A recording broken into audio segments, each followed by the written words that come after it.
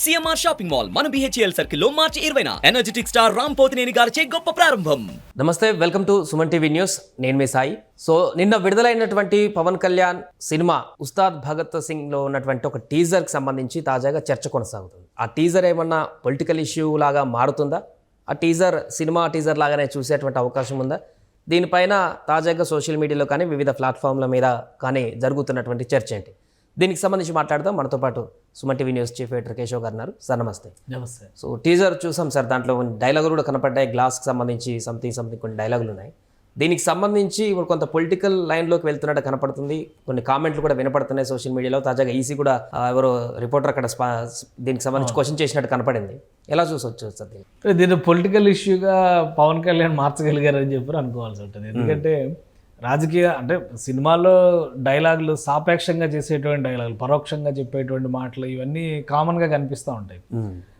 అయితే ఇప్పుడున్న సినారియోలో ఏంటంటే ఎలక్షన్ సీజన్ కాబట్టి ఏ డైలాగ్ చెప్పినా ఎలా ఉంది అనేటువంటి చర్చ అది 1-10 సార్లు పరిశీలించేటువంటి అవకాశం ఉంది. మామూలుగా ఒక యాడ్ కానీ ఏదన్నా ఒక ప్రచార ఫిలిం కానీ చేస్తే, ప్రమోషనల్ ఫిలిమ్స్ కానీ చేస్తే అది వేరేగా ఉంటాయి.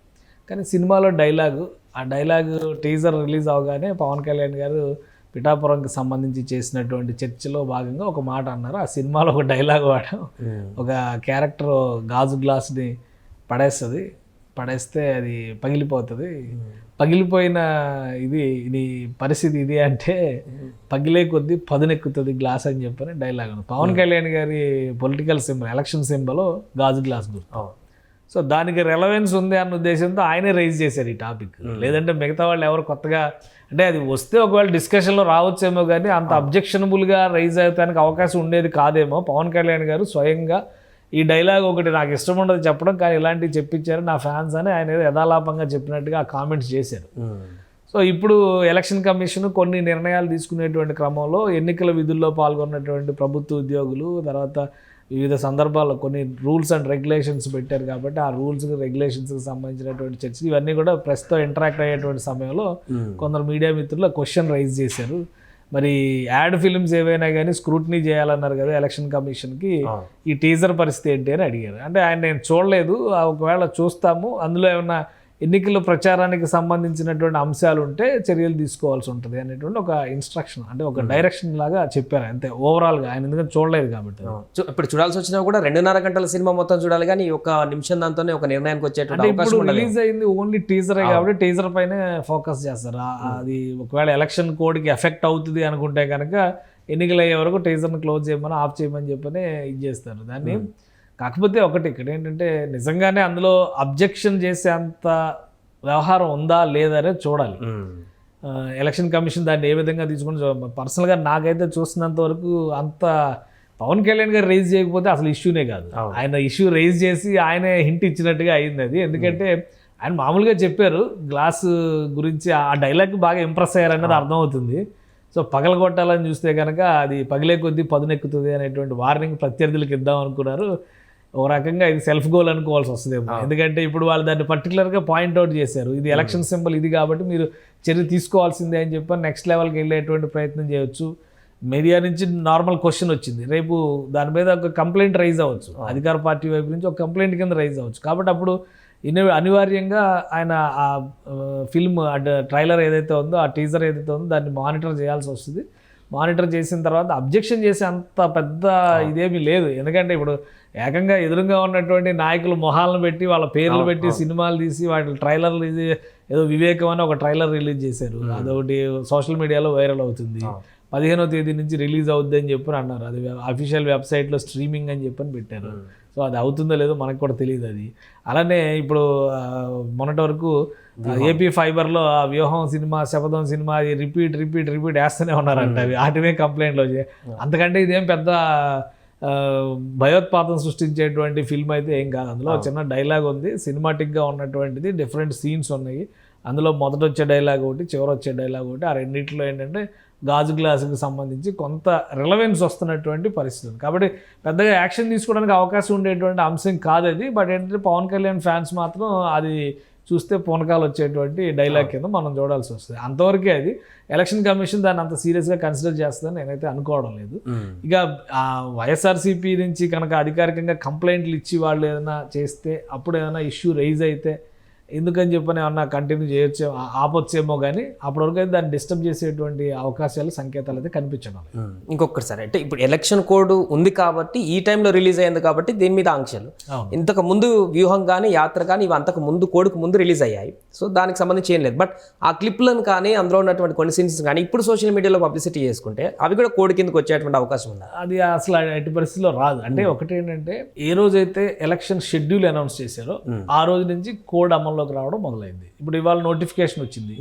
102 నియోజకవర్గాలకు సంబంధించి 17 రాష్ట్రాలు, 4 కేంద్రపాలిత ప్రాంతాలు, మొత్తం 21 స్టేట్స్ అండ్ యూనియన్ టెరిటరీస్కి సంబంధించి నియోజకవర్గాలకి నోటిఫికేషన్ రిలీజ్ చేశారు. అంటే చాలా సివియర్ క్యాంపెయిన్ జరుగుతుంది ఈ నెల రోజులు.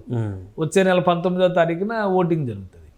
సో అలాంటి చోట్ల ఇమీడియట్గా వచ్చే వాటిని అడ్డుకునేటువంటి అవకాశం ఎలా ఉంటుందో అలానే అడ్డుకుంటారు. ఈ రోజు కొత్త వీడియోలు తీసుకొచ్చి కొత్త ఏమైనా చేస్తే ఖచ్చితంగా అడ్డుకుంటారు. ఇవన్నీ పాత ఫిలిమ్స్, పాతవి కాబట్టి ఆపడం అనేది సాధ్యం కాదు. ప్లస్ అప్పుడు చేసినవి అవి కొత్తగా వాటిని ఏమన్నా ఇప్పుడు ఒక సోషల్ మీడియా టీమ్స్ అవి వైరల్ చేస్తున్నటువంటి ఉంటే కనుక వాటి మీద ఒక మానిటరింగ్ సిస్టమ్ పెట్టారు. సో ఇప్పుడు కొత్తగా అప్లోడ్ అయ్యాయి వాటిని ఇప్పటి అవసరాలకు అనుగుణంగా రీఎడిట్ చేసి కొన్ని చేస్తున్నారు కదా, ముందు వెనక ముందు కట్ చేసి అట్లా చేసి కనుక వైరల్ చేసినవి ఉంటే ఖచ్చితంగా యాక్షన్ తీసుకుంటారు. ఇంకోటి గ్రూప్ అడ్మిన్లకి సంబంధించి కూడా కొన్ని రూల్స్ అండ్ రెగ్యులేషన్స్ పెట్టారు. రెచ్చగొట్టేవి, వ్యక్తిగత దోషణ చేసేవి, లేనిపోని అబద్ధాలు ప్రచారం చేసి ఇట్లా ఒక 12 కండిషన్స్ ఇచ్చింది ఎలక్షన్ కమిషన్. ఆ టర్మ్స్ అండ్ కండిషన్స్లో కనుక పనిచేస్తే గ్రూప్ అడ్మిన్లు, ఆ పేజ్ మేనేజ్ చేసేవాళ్ళు ఎవరుంటే వాళ్ళు, సంస్థలు ఉంటే సంస్థలు, వాళ్ళ మీద చర్యలు తీసుకోవడం కదా అవసరం. అయితే అది ఎప్పుడు అప్లోడ్ అయింది అనేది ఎలక్షన్ కోడ్ అమల్లోకి రాకముందర వచ్చినటువంటి వీడియోల గురించి పెద్ద సీరియస్గా పట్టుకున్నారు. వాటిని ప్రమోట్ అంటే వాటిని ఫార్వర్డ్ చేసుకుంటే పెద్ద సమస్య ఉండకపోవచ్చు.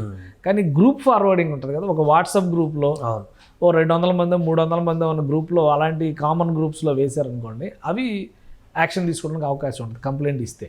కానీ ఇప్పుడు ఇక్కడికి వచ్చేసరికి ఏమవుతుందంటే ఈ సినిమా ఏమో నిన్న టీజర్ రిలీజ్ అయింది కాబట్టి సినిమాటిక్గా చూస్తే ఓకే, కానీ పొలిటికల్ యాంగిల్లో చూస్తే అందులో కొన్ని అబ్జెక్షన్స్ రైజ్ అవ్వడానికి అవకాశం ఉంది. ఎలక్షన్ కమిషన్ విచక్షణ మీద ఆధారపడి ఉంటుంది. ఒకవేళ ఆపాలి అనుకుంటే ఆపొచ్చు, లేదు ఇందులో అంత సీవియర్ మ్యాటర్ ఏమీ లేదు అనుకుంటే కనుక వదిలేయచ్చు. కాబట్టి దాని మీద పెద్ద ప్రాబ్లం ఉంది. అలా కాకుండా అంతకు ముందర చేసినటువంటి వీడియోస్ని ఇప్పుడు మీరు వాటిని ప్లే చేయొద్దనో లేదా వాటిని ప్రైవేట్ చేయమనో చెప్పడానికి వీలేదు. ఏపీ ఫైబర్లో కూడా ఇష్యూ ఎందుకు వచ్చిందంటే అది రెగ్యులర్ లైవ్ ఛానల్. ఒక శాటిలైట్ ఛానల్ ఎలా నడుస్తుందో, ఒక కేబుల్ టీవీ ఎలా నడుస్తుందో అలా నడుస్తుంది అది. సో అందులో జగన్మోహన్ రెడ్డి గారు బొమ్మ పెట్టారు ఒక పక్కన, ఆ సినిమాని పదే పొద్దున ఒకసారి, మధ్యాహ్నం ఒకసారి, సాయంత్రం ఒకసారి ప్లే చేస్తున్నారు. ఇవన్నీ కూడా కంప్లైంట్లు వచ్చినాయి.